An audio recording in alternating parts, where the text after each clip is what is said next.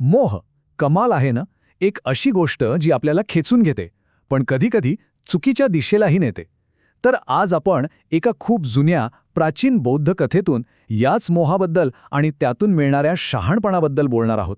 चला तर मग ही गोष्ट उलगडून पाहूया. तर गोष्ट सुरू होतीये प्राचीन श्रावस्ती शहरापासून. तिथे होता एक तरुण भिक्षू ज्याने आपलं सगळं आयुष्य धर्माच्या मार्गावर वाहून दिलं होतं. पण मग अचानक असं काय घडलं की त्याची इतकी पक्की श्रद्धा डळमळीत झाली. म्हणजे बघा, जो भिक्षू एकेकाळी फक्त साधनेत रमलेला असायचा, त्याचं लक्ष आता पूर्णपणे स्वतःच्या दिसण्यावर लागलं होतं. त्याचे कपडे कसे आहेत, त्याचं भिक्षापात्र कसं दिसतंय, अशा छोट्या छोट्या गोष्टी ज्यांना काहीच महत्त्व नव्हतं, त्या आता त्याच्यासाठी सगळ्यात महत्त्वाच्या बनल्या होत्या. आणि या सगळ्या बदलामध्ये कारण होती शहरातली एक तरुण स्त्री. आता इथे एक गोष्ट लक्षात घ्या. स्रोतामध्ये तिला विषय वासनेने युक्त म्हटलंय. याचा अर्थ शारीरिक जाडी असा नाही, तर अशी स्त्री जी आपल्या पंचेंद्रियांना, आपल्या भावनांना आकर्षित करण्याची ताकद ठेवते. आणि तिनं आपल्या आदराने आणि आकर्षणाने हळूहळू त्या भिक्षूचं लक्ष स्वतःकडे खेचून घ्यायला सुरुवात केली. तो त्या वासनेच्या जाळ्यात अक्षरशः अडकत गेला, इतका की त्याला वाटायला लागलं की बस, आता संपलं, आपण या आध्यात्मिक मार्गावर एक पाऊलही पुढे जाऊ शकत नाही.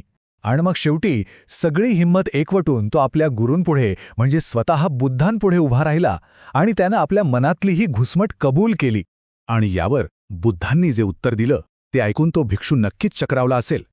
बुद्ध म्हणाले, अरे, हे काही नवीन नाहीये. खूप खूप वर्षांपूर्वी एका दुसऱ्या जन्मात सुद्धा याच स्त्रीने तुझ्या साधनेत अडथळा आणला होता. आणि असं म्हणून बुद्धांनी एक जुनी गोष्ट सांगायला सुरुवात केली. तर आता ही गोष्ट आपल्याला घेऊन जाते एका संपूर्ण वेगळ्या काळात आणि वेगळ्या ठिकाणी. विचार करा, दूर हिमालयाच्या कुशीत एक वडील आणि त्यांचा मुलगा जगापासून पूर्णपणे अलिप्त एकांतात तपस्वी जीवन जगत आहेत. एकदम शांत, साधं सरळ आयुष्य. आणि गंमत म्हणजे या मुलाचे वडील कुणी साधे सुधे नव्हते. ते स्वतः बोधिसत्व होते. त्यांनी सांसारिक जीवनाचा कधीच त्याग केला होता आणि आपल्या मुलाला जगाच्या कोणत्याही मोहाची साधी हवाही लागू नये म्हणून अगदी पवित्र वातावरणात वाढवलं होतं. पण ही शांतता फार काळ टिकणार नव्हती, कारण लवकरच त्यांच्या आयुष्यात एका अशा व्यक्तीची एंट्री होणार होती ज्याची त्यांनी कल्पनाही केली नव्हती. झालं असं की एके दिवशी वडील जंगलात कंदमुळं, फळं गोळा करायला गेले होते. आणि नेमकं त्याच वेळी एक सुंदर आणि तितकीच चतुर तरुणी त्या मुलाला एकटं पाहून त्यांच्या झोपडीजवळ आली. आणि मग काय, आपल्या मोहक हावभावांनी, बोलण्यानं तिनं त्या निष्पाप मुलांना आपल्या जाळ्यात ओढलं. बिचारा, ज्याला जगातील वासना म्हणजे काय हे माहीतच नव्हतं, तो तिच्या मोहात पुरता अडकला. ती त्याला म्हणाली, अरे, इथे जंगलात एकटा काय करतोस? चल माझ्यासोबत, आपण गावात जाऊन आपलं घर बसूया. तिनं त्याला अशा एका सुखी जीवनाचं स्वप्न दाखवलं की तो तिच्यासोबत जंगल सोडून जायला लगेच तयार झाला. आता बघा, जेव्हा वडील परत आले तेव्हा त्यांनी पाहिलं की त्यांचा मुलगा खूप अस्वस्थ आहे आणि कुठेतरी जायच्याच तयारीत आहे. एका क्षणात त्यांना सगळा प्रकार लक्षात आला, पण त्यांनी त्याला थेट अडवलं नाही. उलट त्यांनी त्याला काहीतरी खूप गूढ, रूपकात्मक सल्ला दिला. ते म्हणाले, प्रत्येक कड्यापासून दूर रहा, विषापासून लांब रहा, चिखलात कधीही बसू नकोस आणि जिथे साप आहेत तिथे काळजीपूर्वक चाल. आता हे ऐकायला विचित्र वाटेल, पण हे 4 धोके म्हणजे 4 रूपकं होती, त्या बाहेरील जगाचं खरं रूप दाखवणारे सिम्बल्स, ज्या जगात जायला तो मुलगा इतका उतावळा झाला होता.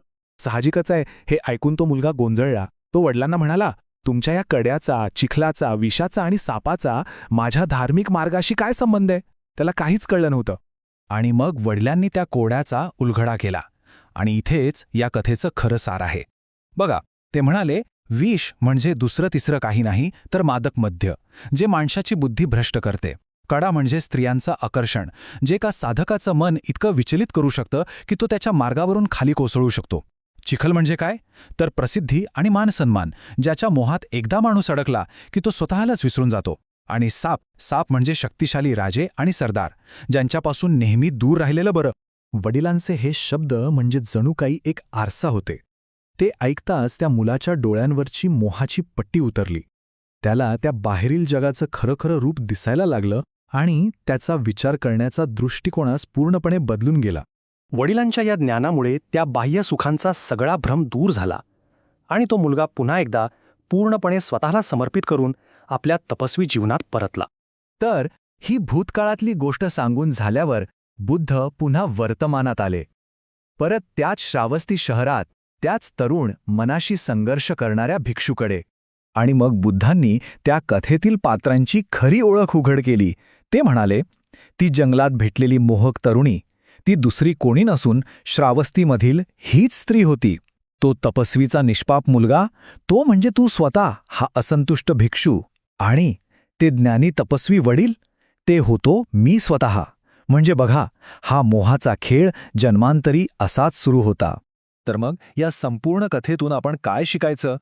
ही जी प्राचीन रूपकं आहेत, वेश, कडे, चिखल, साप, ती आजही तितकीच लागू पडतात, नाही का? ही गोष्ट आपल्याला विचार करायला भाग पाडते की आपल्या आजच्या या आधुनिक जगात आपल्या आयुष्यातले हे छुपे धोके, हे विष, हे कडे, हा चिखल आणि हे साप नेमके कोणते आहेत? जरा विचार करून बघा.